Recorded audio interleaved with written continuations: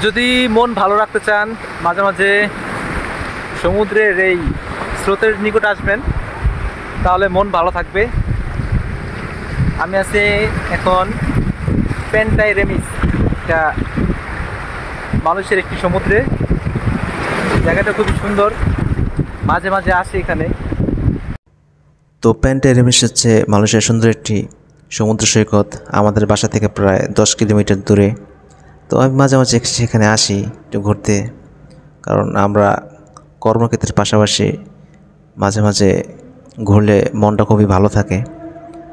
তো স্থানটা খুবই যে জনপ্রিয় এরকম না, কারণ এখানে সেরকম সমুদ্র সৈকত নাই, কিন্তু সমুদ্রের যেটা বাতাস সেটা আমার কাছে খুবই পছন্দ।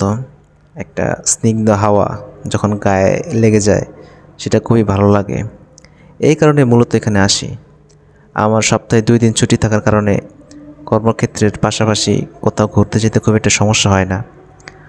আর স্থানটাতে অনেক পরিমাণ পাথর এখানে রাখা আছে, যেহেতু মাঝে মাঝে এখানে সাগরের যে চাপ, সেই চাপের কারণে একটা ভাঙ্গন তৈরি হয়। এই কারণে এখানে করা আছে, এই পাথরগুলো রাখা আছে।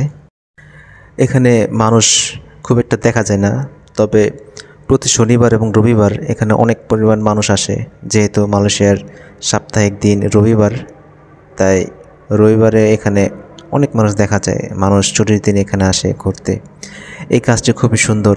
এই কাজটির নিচে খুবই প্রশান্তিময় সময় কাটিয়েছিলাম। এই কাজটি যেহেতু একবারে বালির সাথে লেগে আছে, এখানে বসে বসে সমুদ্র দেখার মজাটাই অন্যরকম। যদিও যখন জোয়ার আসে এই গাছটাকে পানি অতিক্রম করে ফেলে, যেহেতু এখন জোয়ারের পানিটা একটু কম আছে, সেহেতু গাছটা এখন শুকনো জায়গায় আছে।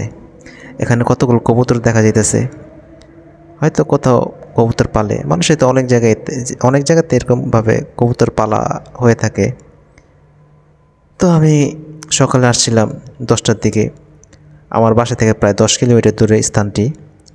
তা আমি আসার পরে বিভিন্ন জায়গাগুলোতে এটা হাঁটাহাঁটি করলাম, কারণ সচরাচর আমরা কর্মক্ষেত্রের বাইরে খুব একটা যাই না।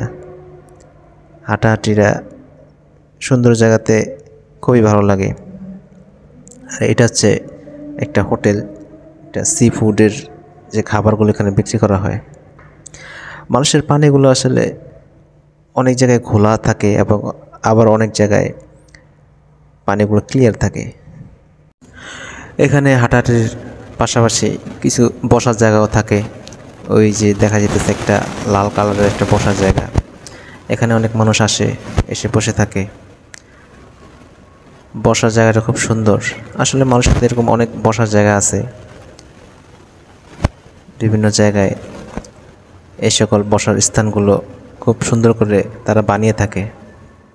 অনেক মানুষ আসে এখানে গাড়ি নিয়ে, তারা গাড়ির থেকে সাগরের সৌন্দর্য উপভোগ করে।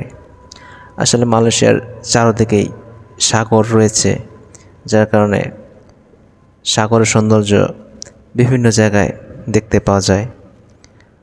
আর আজকের দিনটি ছিল রৌদ্রময়, রৌদ্রোজ্জ্বল। তো আমার চলাফেরা করতে খুব একটা অসুবিধা হয় নাই। এগুলো হচ্ছে বড় বড় পাথর। এই পাথরের উপর কিছুটা কষ্ট করেও আমি হাঁটতেছিলাম। এই পাথরগুলো অনেকটা সাদা। এটা হচ্ছে এই সমুদ্র সৈকতের পাশের একটি স্থান। এখানে অনেক খাবার দাবার, অনেক কিছু বিক্রি করা হয়, জুস, খাবার, আরও বিভিন্ন কিছু। তো দু চোখ যেখানেই যায় সাগর, পানি। এখানে কিছু বসার জায়গা আছে। ওইখানে সাপ্তাহিক দিনে সাপের খেলা দেখানো হয়। সাপ গলায় লাগিয়ে দিলে মানুষের টাকায় 5 রিঙ্গিট তারা আদায় করে নেয়। সেখানে অজগর সাপ নিয়ে আসে। তবে আজকে যেহেতু মানুষ নেই, সেহেতু সেখানে সেই সাপগুলোকে দেখতে পাই নাই। এর আগে একবার এসেছিলাম, তখন সেই সাপগুলোকে দেখতে পেয়েছিলাম। তো এই ছিল আজকের দিনটি। ভিডিওটি দেখার জন্য ধন্যবাদ।